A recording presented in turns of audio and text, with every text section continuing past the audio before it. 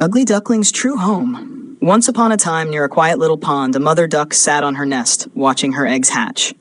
One by one, fluffy yellow ducklings emerged. But the last egg was different. It was bigger, and when it finally cracked open, out came a gray, awkward-looking duckling. The other ducklings stared. "Why do you look so strange?" one of them asked.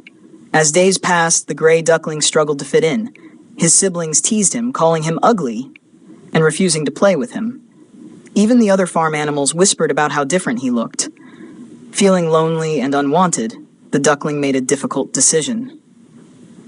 "Maybe I will find a place where I truly belong," he thought, and ran away to the pond where he was born.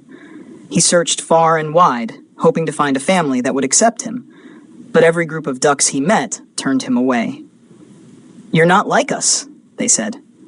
Days passed and he felt more alone than ever. Then one bright morning, he saw a group of elegant white birds gliding across the water. They had long necks, graceful wings, and looked unlike any bird he had ever seen.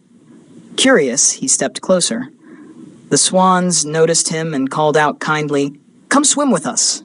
The duckling hesitated. "But I'm ugly," he said. The swans laughed gently. "Look at your reflection." Nervously, the duckling peered into the water and gasped. Staring back at him was not a gray, awkward duckling, but a beautiful white swan. At that moment, he understood why he had never looked like his siblings. He was never a duck at all. He was a swan from the very beginning. Filled with joy, he spread his wings and joined the swans, flying high above the pond. He had finally found where he truly belonged.